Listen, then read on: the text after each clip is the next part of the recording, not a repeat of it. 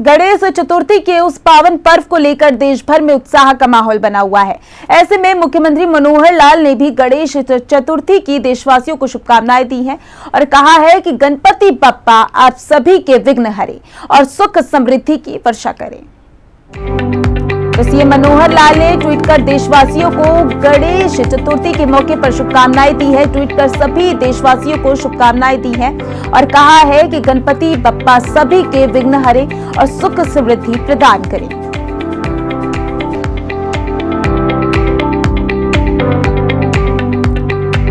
तो सीएम मनोहर लाल ने ट्वीट कर गणेश चतुर्थी के मौके पर सभी देशवासियों को शुभकामनाएं दी है और साथ ही ये कहा है कि गणपति बप्पा सभी को सुख समृद्धि प्रदान करे और सभी के विघ्न हरे। तो गणेश चतुर्थी के मौके पर सीएम मनोहर लाल ने ट्वीट कर सभी देशवासियों को गणेश चतुर्थी के मौके पर शुभकामनाएं दी हैं। तो देख सकते हैं गणेश चतुर्थी का आज पावन पर्व है और देश भर में उत्साह का माहौल बना हुआ है।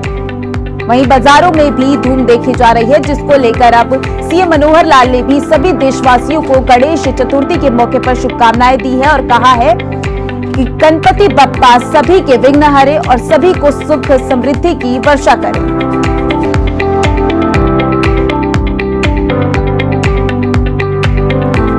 तो आज गणेश चतुर्थी का पावन पर्व है। देश भर में खासा उत्साह देखा जा रहा है, भक्तों में भी खासा उत्साह देखने को मिला है।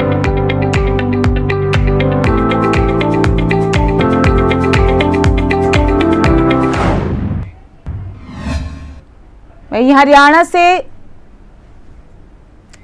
से इस वक्त की बड़ी खबर सामने आ रही है, जहां हरियाणा मंत्री परिषद की आज अहम बैठक होने वाली है। आज दोपहर 3 बजे हरियाणा सचिवालय चंडीगढ़ में ये बैठक होगी। बैठक में जेपी नड्डा के आगामी हरियाणा दौरे को लेकर चर्चा होगी। बैठक में पंचायत चुनाव को लेकर भी चर्चा हो सकती है। तो बता दें आपको कि आज मंत्री परिषद की बैठक होने वाली है। हरियाणा के मुख्यमंत्री इसमें शामिल होंगे, साथ ही कई विभागों के मंत्री भी इस मंत्री परिषद की बैठक में हिस्सा लेने वाले हैं, जिसमें कई अहम मुद्दों को लेकर ये चर्चा की जाएगी। साथ ही आज दोपहर 3 बजे हरियाणा सचिवालय चंडीगढ़ में ये बैठक की जाएगी। तो बड़ी जानकारी आपके सामने, आज दोपहर 3 बजे ये बैठक की जाने वाली है। बैठक में पंचायत चुनाव को लेकर भी कई अहम फैसले हो सकते हैं। तो बता दें आज दोपहर 3 बजे हरियाणा सचिवालय में चंडीगढ़ में ये बैठक होगी। इस बैठक में मंत्री, सभी विभागों के मंत्री शामिल होंगे। बैठक काफी अहम मानी जा रही है। साथ ही जेपी नड्डा के आगामी दौरे को लेकर भी चर्चा की जाएगी और पंचायत चुनाव को लेकर भी चर्चा की जानी है। साथ ही पंचायत चुनाव की तारीखों को लेकर भी इस बैठक में चर्चा की जाएगी। तो आज दोपहर 3 बजे हरियाणा सचिवालय में चंडीगढ़ में ये बैठक होगी। बैठक में जेपी नड्डा के आगामी हरियाणा दौरे को लेकर चर्चा हो सकती है। तो इसी पर अधिक जानकारी के लिए चंडीगढ़ से शिखा हमारे साथ जुड़ चुकी है। शिखा, क्या कुछ अभी तक जानकारी है? मंत्री परिषद की बैठक होने वाली है, क्या कुछ बातें हो सकती हैं और किन मुद्दों पर चर्चा हो सकती है? जी बिल्कुल, दोपहर 3 बजे जो बैठक है आज ये शुरू होने वाली है और देखा जाए तो 2 और 3 तारीख को जेपी नड्डा का जो हरियाणा का दौरा है उसको लेकर किस तरह से वो कार्यक्रम किए जाएंगे, सुरक्षा को लेकर किस तरह से प्रोग्राम किए जाएंगे, किस किस क्षेत्र का वो दौरा करेंगे, कैथल में वो रैली करने वाले हैं, किस तरह से वो रैली होगी, उसको लेकर फैसले जो है वो किए जा सकते हैं। और वही पंचायत चुनाव जो है वो भी आने वाला है, तो ऐसे में पिछड़ा वर्ग जो है वो कहीं ना कहीं पंचायत चुनाव में एक बहुत अहम रोल निभाने वाला है। पर कल ही जो है पिछड़े वर्ग को लेकर मीटिंग की गई थी, उसकी जो रिपोर्ट आई है उस रिपोर्ट को लेकर जो फैसला है वो इस मीटिंग में आ सकता है। और साथ ही साथ उम्मीद ये भी की जा रही है कि जो पंचायत चुनाव को लेकर फैसला जो है वो इस मीटिंग में आएगा। देखिए लगातार जो सीएम है पंचायत चुनाव को लेकर लगातार मीटिंग कर रहा था कि जनता की इस टाइम क्या प्रतिक्रिया है, जनता से क्या रिस्पॉन्स मिल रहा है, वो लगातार सीएम ले रहे ताकि जनता का साथ लगातार मिलता रहे। तो ऐसे में इसलिए ये मीटिंग की जा सकती है। जेपी नड्डा का जो दौरा है वो भी पंचायत चुनाव और 2024 में जो चुनाव है उनसे जुड़ा हुआ होने वाले, वो लगातार हर प्रदेश की जो रैली है वो कर रहे हैं। ऐसे में अब वो हरियाणा आएंगे, सारे प्रवक्ताओं से वो मिलेंगे, सारे कार्यकर्ताओं से वो मिलेंगे, क्योंकि वो भी यही चाहते हैं कि आने वाले चुनाव में चाहे वो पंचायत चुनाव हो या 2024 के चुनाव हो, आज तक जो साथ जनता को बीजेपी का मिलता रहा है वो आगे भी मिलता रहे। शिखा, इन दिनों हमने देखा है कि पंचायत चुनाव को लेकर लगातार बैठकें भी हो रही हैं। पंचायत चुनाव की तारीखों की बात कर ले तो किस बीच हो सकते हैं चुनाव? जी देखिए, पहले बात की जा रही थी कि 20 सितंबर को जो है पंचायत चुनाव होंगे, पर अब कहा जा रहा है कि 20 से 30 के बीच में ये हो सकते हैं। अब वो तारीख कुछ दिन हो गए, वो तो जो चुनाव आयोग है वही फैसला लेगा। पर सबसे बड़ी बात यह है कि बीजेपी किस चिन्ह पर न चुनाव लड़ेगी या नहीं लड़ेगी, सबसे बड़ा फैसला ये, क्योंकि लगातार इसको लेकर जो प्रतिक्रिया वो सबकी अलग अलग आ रही है। कोई कह रहा है कि अपने चिन्ह पर लड़ना चाहिए, कोई कह रहा है कि नहीं, जिस तरह से सीएम जो है वो तय करेंगे वो होगा। तो सबसे बड़ी गहमा-गहमी तो इस बात पे बनी पड़ी है। हो सकता है कि शायद इस मीटिंग में इस चीज को लेकर भी कोई फैसला हो जाए कि बीजेपी जो है वो अपने चिन्ह पर चुनाव लड़ने वाली है या नहीं। जी शिखा, ज्यादा जानकारी देने के लिए बहुत बहुत शुक्रिया आपका।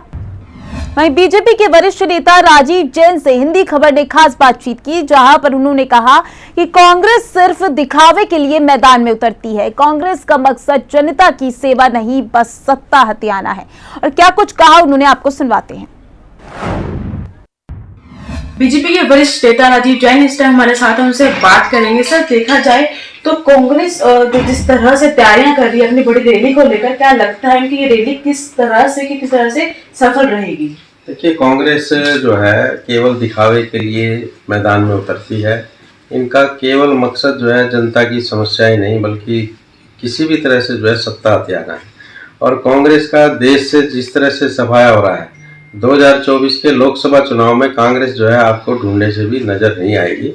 और मैं समझता हूं कि 8 साल से भारतीय जनता पार्टी की सरकार है हरियाणा में, कांग्रेस के पास एक भी ऐसा मुद्दा ऐसा नहीं है जिसको लेके जो है कोई जन आंदोलन चला सके।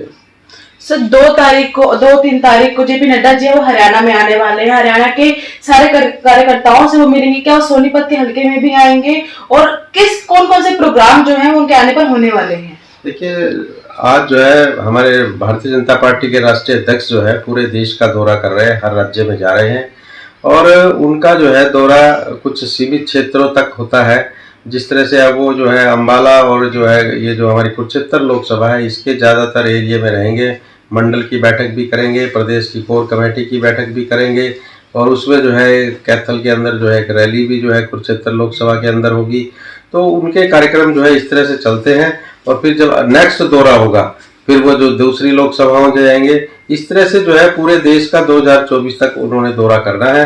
और 2024 में ज़्यादा सीटें जो है पहले से जीतकर हमारे देश के प्रधानमंत्री नरेंद्र मोदी जी जो है तीसरी बार प्रधानमंत्री बनेंगे। इसके लिए जो है सारी रणनीति पार्टी तैयार कर रही है। सर, रविवार को सोनीपत के खरगोदा में एक बहुत बड़ी सौगात जो है वो हरियाणा को दी गई। ऐसे इसके बाद बहुत से लोग हैं जिनको काम मिलेगा, रोजगार मिलेगा, और आने वाले समय में सोनीपत और खरगोदा का जो भविष्य काफी दिख रहा है, तो उसको लेकर आप क्या कहना चाहेंगे? देखिए, 8 साल से अगर आप देखें, जब से हरियाणा में भारतीय जनता पार्टी की सरकार बनी है, आप कंपैरिजन में अगर तुलना करेंगे, कांग्रेस की 10 साल सरकार रही, कितने उद्योग आए सबके सामने हैं। ये भारतीय जनता पार्टी की सरकार पर आरोप लगाते थे कि उद्योग यहाँ से जा रहे हैं, बल्कि उद्योग जो है आ रहे हैं। अगर सोनीपत की हम बात करें, अभी देश के प्रधानमंत्री नरेंद्र मोदी जी ने, मुख्यमंत्री मनोहर लाल जी ने खरगोदा में जो है मारुति के नए प्लांट का जो है भूमि पूजन किया है। और इससे जो है लाखों रोजगार जो है उस क्षेत्र में आएंगे। केवल मारुति से नहीं, बल्कि मारुति की जो सहायक यूनिट लगेंगी, एंसिलरीज लगेंगी, और जितनी इंडस्ट्रीज जो है क्षेत्रों में आएंगी, उनसे जो है रोजगार के बहुत अवसर मिलेंगे और तेजी से जो है उस इलाके का विकास होगा।